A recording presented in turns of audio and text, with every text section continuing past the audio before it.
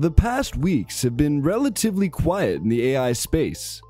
However, there's been some quite interesting introductions of new AI tools that will really blow your mind. And these tools are getting pretty good with tasks they are designed for and are readily accessible. So we'll be looking through some of these tools in this video, and there's been some interesting new developments with regard to AI application and regulation, which we'll be discussing later in this video. So sit tight because you'll really not want to miss this. All eyes have been on OpenAI for a long time now regarding updates on ChatGPT 5, but so far it seems they're keeping their word and really taking their time on this one. This is a really good thing though, amidst the rising concerns about AI safety. Overall, it seems the big tech companies are calling a truce on the race to go back to the drawing board and make sure everything will work as planned. And we really can't wait to see what they will have for us when they finally get back to it. There's something really interesting we saw coming from YouTube last week. They're partnering with Aloud to create an AI that will enable content creators to dub their videos into any language. This will be really epic.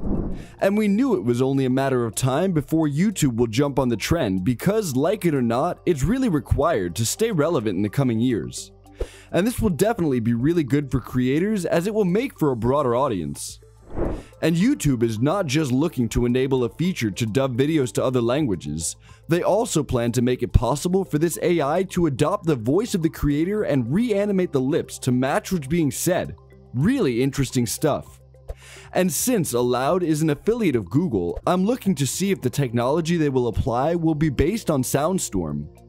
And in case you're just getting to hear of that, this is one insane tool that Google announced, which will basically allow AI to clone any voice.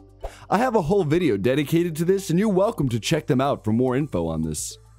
However, there's been some really other interesting tools that come to light recently, and I'd like you to take a look at this one right here called MusicGen. I really see this coming in handy for the music industry. And contrary to popular opinion on AI, I really don't think this will be a replacement for human labor in the industry, but only just a tool at best. MusicGen is an open source program from Meta, and I must say that Meta has been creating some really interesting open source programs lately, just as they did with the Dino V2, which is a project on computer vision, and we have this previous video on that. And they did something really impressive with this. This is their own way, I guess, for solidifying their presence in the AI race, as this will be integrated into many other AI projects. MusicGen is a text-to-audio AI, and you can generate whole music just by typing in the description of the sound you want as vivid as possible, and the AI will generate a song based on these descriptions. This is really impressive and will come in really useful for producers to test concepts before going into production. Clap is another insane tool that was released last week, and this is great news for content creators. In case you have a YouTube and TikTok handle to run, your task became a lot easier with this tool. Clap enables you to create clips for TikTok just by copying and pasting the link to a YouTube video you want the clips created from. And the best thing about this is that you can make as many as 10 clips from one video. How cool is that?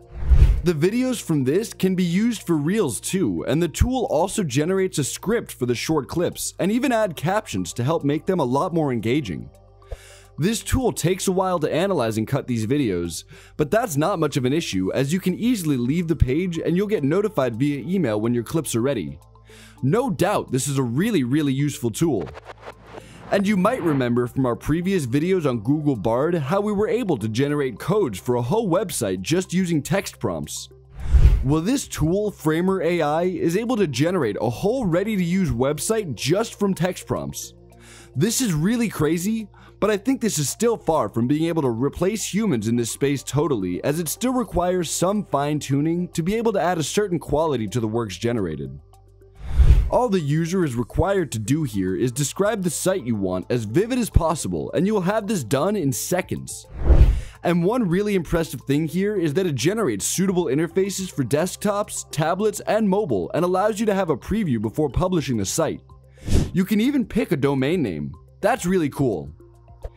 AI Ashley is an AI DJ that we heard about last week, and this has heightened the fear many have about AI coming to replace human labor. And these are pretty solid fears if you ask me. AI Ashley is a cloned version of one of the hosts at KBFF Live 95.5 and is being used to substitute the real Ashley at intervals. The AI runs off Futuri Media's Radio GPT, which is actually powered by GPT-4 to achieve that natural language feature.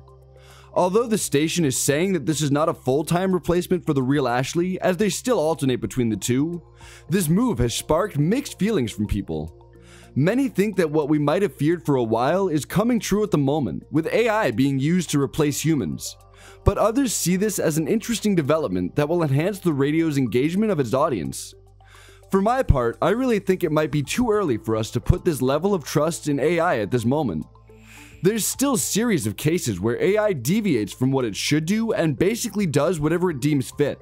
One good example is what we covered in our previous video about Bing AI and Kevin Roose, a Times journalist.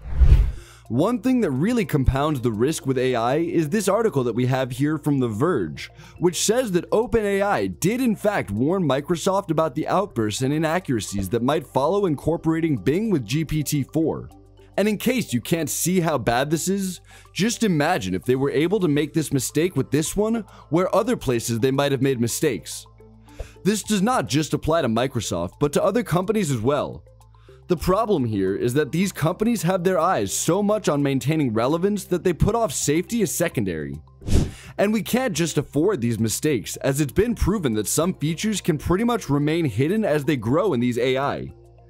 These emerging capabilities, as shown in this video, can go without being discovered for a while, and it might just be too late for us to do anything when we get to know about them.